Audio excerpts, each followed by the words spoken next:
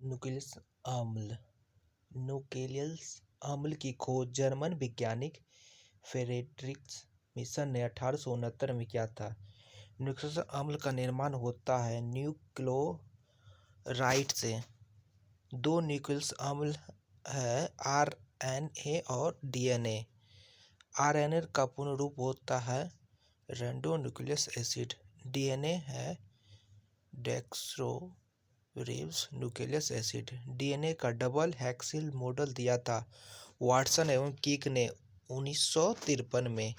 Watson का kick को Nobel पुरस्कार 1962 में दिया गया। डीएनए संश्लेषण का प्रतिपादन किया कोनबर्ग ने। डीएनए होता है एक आनुवंशिक पदार्थ। डीएनए का मुख्य कार्य प्रोटीन संश्लेषण के नियमों को नियंत्रित करना तथा आनुवंशिक क्रियाओं का संचालन करना। प्रयोगशाला में सर्वप्रथम डीएनए का संश्लेषण किया था हरगोबिंद खुराना। पत्रकारिता सिद्धांत करने में सहायक होता है डीएनए और फिंगरप्रिंट टेस्ट। डीएनए फिंगरप्रिंट एवं डायग्नोस सिस्टम केंद्र अवस्थित है हैदराबाद में। सेलुलर और मोलिकुलर जीव विज्ञान के केंद्र स्थित है हैदराबाद में। आरएनए का संश्लेषण होता है डीएनए से। डीएनए में शर्करा पाई जाती है राइबोसोम में। डीएनए में मौजूद शर्करा डीऑक्सीराइबोज है। केंद्र में डीएनए का अंश होता है 10%। डीएनए बहुलक है न्यूक्लियस ओसाइट्स का। प्रोटीन निर्माण के लिए आदेश देता है डीएनए।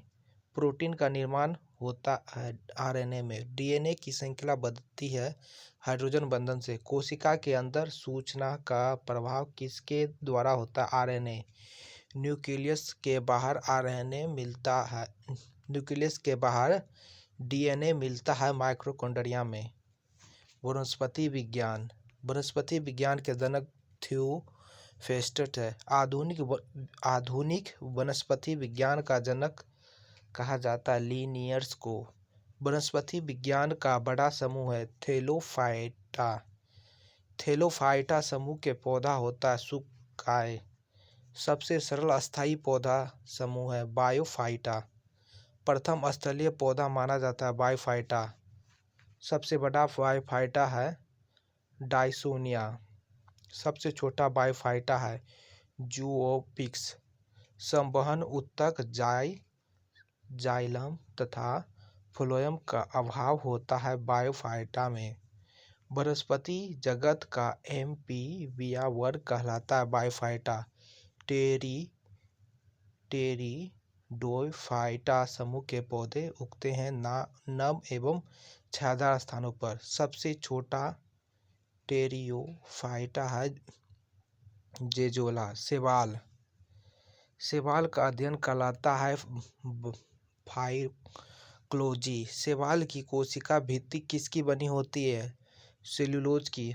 अंतरिक्ष यात्री प्रोटीन युक्त भोजन जल और ऑक्सीजन प्राप्त करते हैं क्लोरेला शैवाल से। आयोडीन बनाने में उपयोगी शैवाल लेमनेरिया।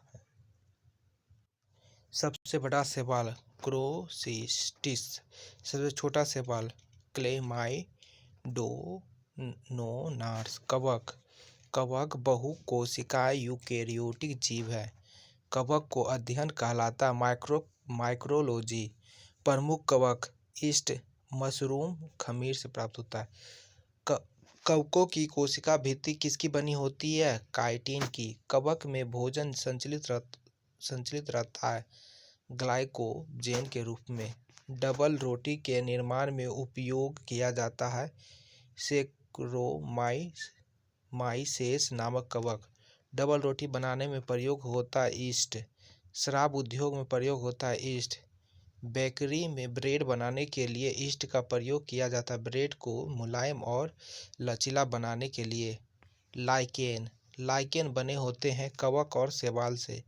लाइकेन शब्द का प्रथम प्रयोग थियोफेस्टस ने किया था।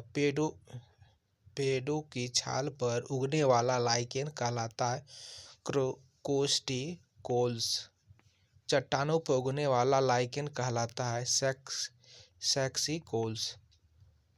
गोबर पर उगने वाला कवक है क्लोरोफिल। लाइकेन सहायक होता है मृदा निर्माण में।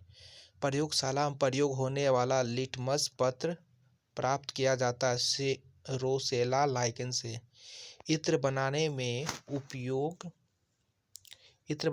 उपयोग में लाए जाने वाला लाइकेन बोरेविया इरबेलिया रेमेलिया। अनावृत बीज जिम्नोस्पर्म समूह के पौधों में बीज होते हैं, नगन आवरण नहीं होता। सबसे बड़ा अनावृत बीज पौधा है सिसकोई। सबसे छोटा अनावृत बीज जेमिया पिग्मिया। साबूदाना प्राप्त होता है साइकस से।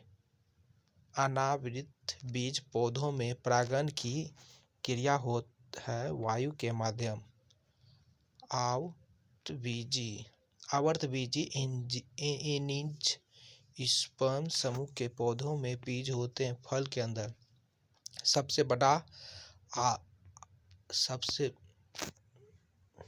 बड़ा आवृतबीज पौधा यूकेलिप्टस है। सबसे बड़ा आवृतबीज पौधा यूकेलिप्टस है। सबसे छोटा आवृतबीज पौधा लेना है। सबसे छोटा बीज आर्किड है। सबसे बड़ा बीज लोडोसिया है। सबसे ऊंचा पौधा सिकोया सेम्परविरिस। सोलेनेसी कुल के पौधे हैं आलू, बैंगन, टमाटर, तंबाकू, मिर्च। रूटेसी कुल के पौधे हैं नींबू, संतरा, बेल, मौसमी। रोजेसी कुल के पौधे हैं सेब, नाशपाती, गुलाब, रसभरी। मालवेसी कुल के पौधे हैं कपास, भिंडी, गुड़हल। मटर किस कुल का पौधा है लेग्यूमिनेसी। गन्ना किस कुल का पौधा है ग्रेमिनी कुल का। लौंग किस कुल का पौधा है मिटेसी कुल का। लौंग के तेल का प्रमुख घटक है यूरेनोल। जड़, तना, पत्तियां। पौधों का अवरोही भाग होता है जड़। तकुरूपी जड़ के उदाहरण है मूली।